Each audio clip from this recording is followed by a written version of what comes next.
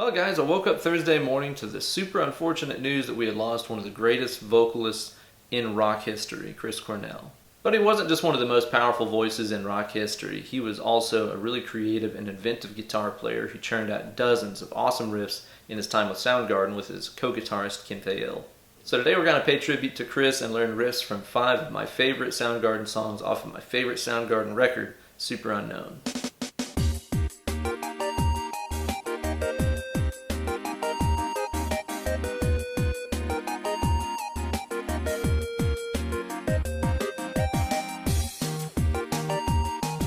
Hey there kids, and welcome to this week's installment of Weekend Wankshop. Here's your good buddy, Uncle Ben. I initially had something completely different planned for Wankshop this week, but whenever I woke up this morning and heard the news, I knew I had to do something to serve as some kind of tribute to Chris. I was initially just going to do a best of Chris Cornell riffs episode, but then I realized that would easily be an hour or two long video if I went through all the great guitar work that he put on, his work at Soundgarden, his solo work, his Temple of the Dog stuff, and everything else that guy ever laid hands on. So I decided to narrow it down a little bit by focusing on my favorite Soundgarden record, Superunknown. I've actually bought physical copies of Superunknown 5 or 6 times because it's one of those I just tend to listen through over and over and over and again. I love how dark the record is, and I also love how complex a lot of the music on there is. A lot of people don't realize when you listen to that album there's about as many odd time signatures as your average Rush record, but they put everything together in such a musical way that you never even notice that it's in, an odd time feel. That record is seriously in my top 5 most listened to albums ever. Really, really amazing. Go get it. But enough chit chat. Let's get down to the riffs. These are riffs from 5 of my favorite songs on the record. And what some of you guys might already know is that Soundgarden tended to use a lot of really jacked up tunings. So we're going to go through these in order of least weird tuning to weirdest tuning. Let's get started. And don't forget, you guys can find the full tabs for these riffs over on my Instagram page. So go to Instagram and look up Ben Eller Guitars, find the tabs for all these riffs. First off, here's the main riff to Spoonman, which is in drop D tuning. So you're just going to tune your low E string down one whole step, so you're tuned D, A, D, G, B, E from low to high. So this riff uses some big old drop D 1-finger power chords on your low 2 or 3 strings. If you're just grabbing the E and A, that's fine, but if you grab E, A, and D, that's fine too. So just kind of flatten that first finger out over those top 2 or 3 strings and grab whatever you can. I'm going to start off by playing that 1-finger power chord on my lowest 2 or 3 strings here at fret number 10. And what I'm going to do is I'm going to hit the 10 and then slide up to 12. After that, strum that 12th fret power chord 3 times. After that, there's a muted stroke, where the fingers are just kind of like muting the strings, and you just sort of chop over here. A lot of people miss that and they go like that, but it's actually got that little muted stroke in there. Hear that? So after that little muted stroke, we're going to play the 10th fret power chord again, then the 12th fret power chord again, and then jump down to the 7th fret power chord. So now we have, after this come down to 5, then we're going to play open, third, open power chords. So now you got, after this, play the 3rd fret power chord, sliding it to 5, strum it 2 times, and then you're going to follow this with 3 opens. So the whole thing should sound like.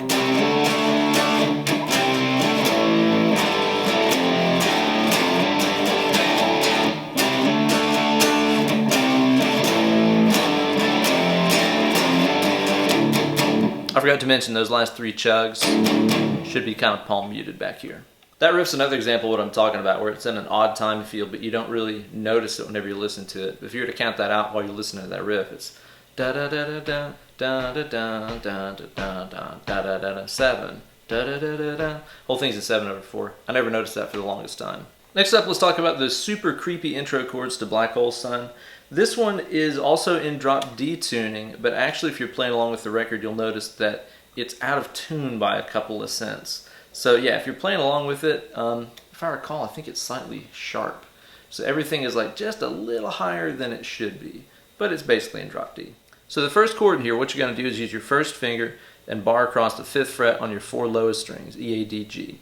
And basically what we're going to do is we're just going to pick down and up through those strings. E, A, D, G, D, A, E. So that sounds like. After this, what you're going to do is use your little finger over here, put that down on the 8th fret low E. You're still going to be barring over here, so our chord shape is kind of like 8, 5, 5, 5 on those bottom strings. All I'm doing here is playing E, A, D, G, straight through the bottom strings there. So it should sound like. Next section here uses some big old power chords. I'm going to bar the bottom 3 strings on the 3rd fret here and use my little finger to hold down the 5th fret G. So it's like 3, 3, 3, 5 from bottom. So here we're going to play E, A, D, G, and then come back up and play D and A. And then what you're going to do is play the open low E. So you have to kind of take your hand off of that last open low E string like this. That's to give your hand time to get to the next chord shape. It's the same thing, just move down a fret. So I'm on 2, 2, 2, 4. I'm just going to play E, A, D, G. So that section was. Last couple of chords here, we're going to have a 1st fret bar on those bottom 4 strings. And kind of like what you did with the first chord, just straight up and down through the strings here. E, A, D, G, D, A, E. And then the last chord right here, I've got my open low E, my 3rd A, open D, and then my 2nd fret G. So that section sounds like.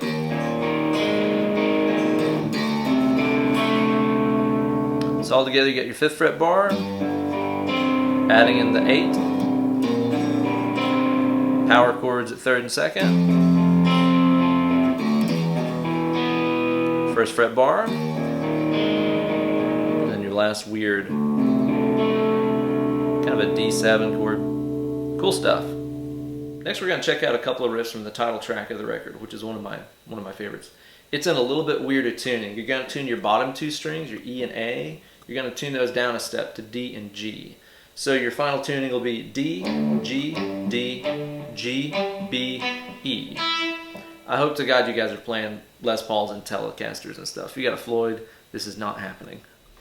Okay, here's the first riff of the tune. So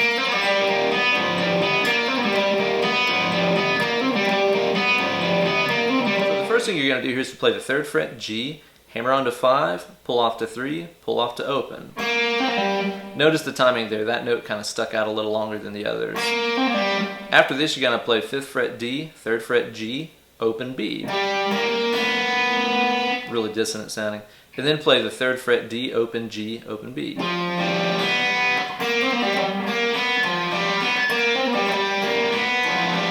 Like that. Also want to show you guys that 2nd riff in the song too, because it's super cool. So here I'm playing the 5th E, open A, open D. Then I'm playing the 3rd E, open A, open D. And then on the A string here, I'm playing 3, hammering onto 5, pulling back off to 3, pulling back off to open.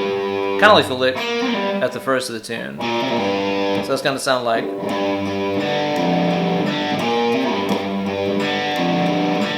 Next we're going to cover a couple of riffs from maybe my favorite song on the record, Limo Wreck. Now again, the tuning on this one is getting just a little bit weirder. That last note we were doing was D, G on the bottom. This one is C, G on the bottom. So again, our low E string just got tuned down another step from where it was here. So our tuning for this song is C, G, then the other 4 are standard. D, G, B, E. Weird, huh? I love the first riff in this song.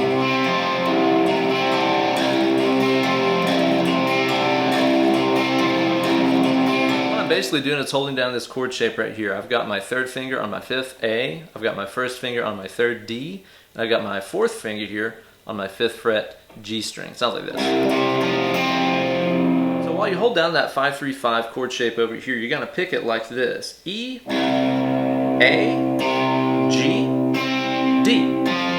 So that's 1, 2, and 3. Like that.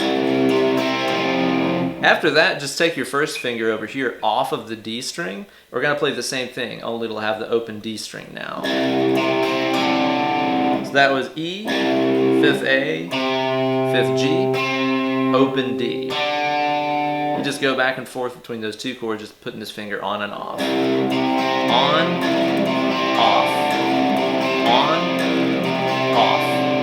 second riff in this song is badass too.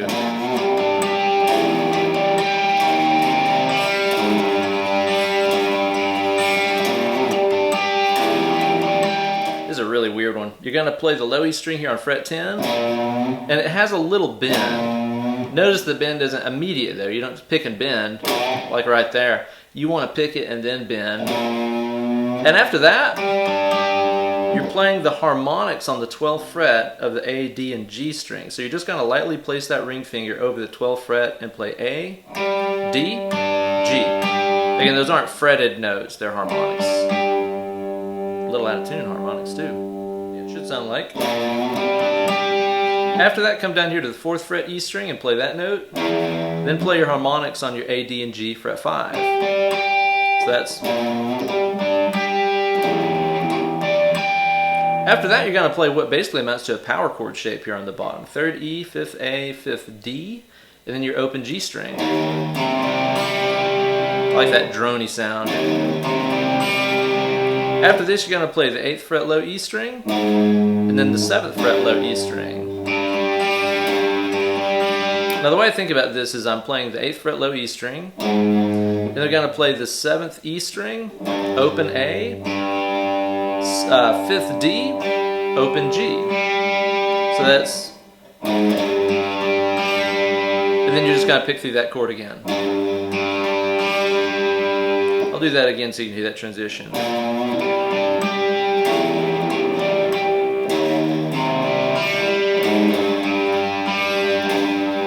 Lastly, I want to show you guys one of the most dark and menacing sounding riffs I think I've about ever heard. It's the intro from the song 4th of July. I really love this one. It's super, super Sabbathy and sludgy sounding. It's really cool. Really weird tuning on this one. Okay, it's going to be tuned C, F. So that's down 2 steps on your A string here to F. So C, F, C. So that D string is down a step. And then standard on your top 3 strings, G, B, E. So that's C, F, C, G, B, E. Although, honestly, you really only need the bottom 2 strings to play this particular riff. So there's that.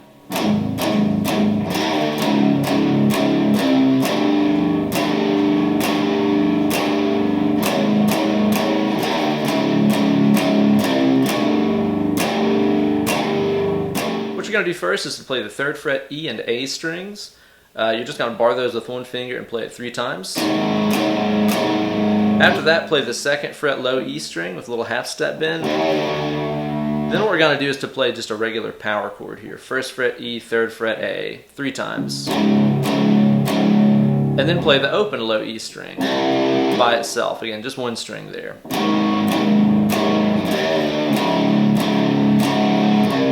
And then after this, what you're going to do is bar those top 2 strings here on fret 2. And you're going to play that 4 times.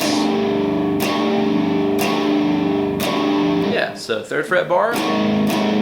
2nd fret bend, 1st fret power chord, open E, bar on 2. Evil. There you go, guys, a bunch of the coolest riffs from one of my favorite records by anybody ever. If you've never checked out Superunknown, you really owe it to yourself to do so. I'd like to say thank you so much to Chris Cornell for all the inspiration, for being the vocalist that I'll never be, but I'll always try to be, you know, and writing such cool and creative lyrics and guitar riffs and neat songs. A lot of those Soundgarden songs are just structured really cool too. Really just an amazing musician, one of my favorite musicians of all time. Thank you so much for all the inspiration. My thoughts go out to his friends and family and bandmates that he left behind. It's awesome that you guys got to be a part of the life of such a truly talented individual as Chris. So I filmed all the other stuff in this video earlier today, and over the course of the day, I guess it's been revealed that it's looking like Chris Cornell died of an apparent suicide, which makes the situation a whole lot darker and sadder, and also is just a really stark reminder that even people that achieve worldwide fame and fortune and notoriety and are unbelievably talented and all that stuff can still be burdened with problems inside. And if somebody as talented and successful and handsome as Chris Cornell can have problems with depression, I'm pretty sure that it means that it's possible for all of us mere mortals too as well. Fortunately, if you or anybody that you know is wrestling with suicidal ideas, There is a wealth of free resources out there of people that you can call or write and talk to and just get some things off your mind. Sometimes that's all that it takes, is just a voice to hear whatever it is that's bugging you inside, and that can help. But there's a lot of great free resources out there for you to take advantage of for yourself or for anybody that you know or care about in your life. So here at the end of this video, I'm going to put up some phone numbers and websites for anybody who needs them to check out. Thank you guys so much for watching, and thanks again to Chris Cornell for leaving behind such an incredible legacy of great music. Cheers.